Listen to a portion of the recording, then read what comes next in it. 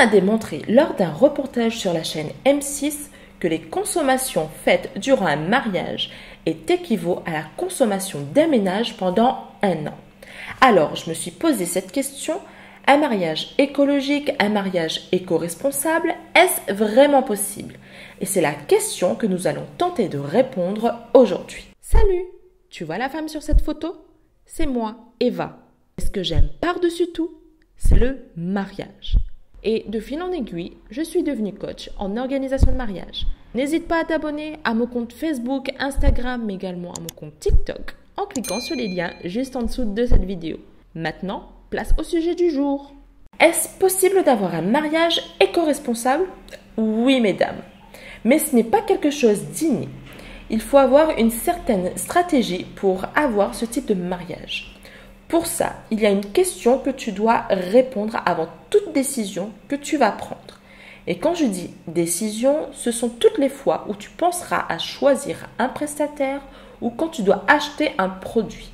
Et cette question, c'est: est-ce que ce que je vais faire ou prendre aura des conséquences sur mon environnement pendant et après le jour de mon mariage? En d'autres termes, les produits que tu vas prendre pour ton jour J, si tu ne l'utilises pas, qu'est-ce que tu vas en faire?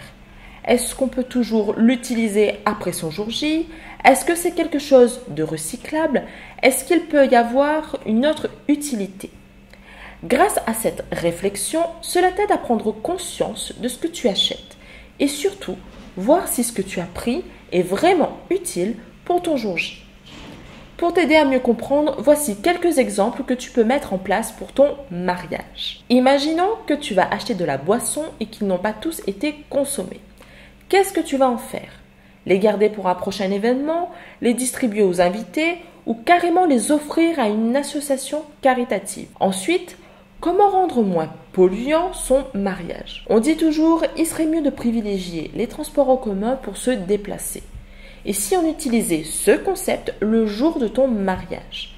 Par exemple, pourquoi ne pas faire venir des invités en bus? Ils pourront même consommer de l'alcool sans se soucier de qui les reconduira sur le chemin du retour.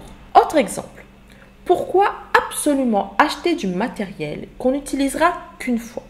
Et si on essayait justement la location au lieu d'acheter? C'est un bon moyen pour t'éviter de stocker chez toi du matériel que tu n'utiliseras peut-être plus. Dernier exemple, pourquoi ne pas faire appel aux producteurs locaux? Tu as besoin d'un produit, il suffit juste de te rendre directement chez le producteur.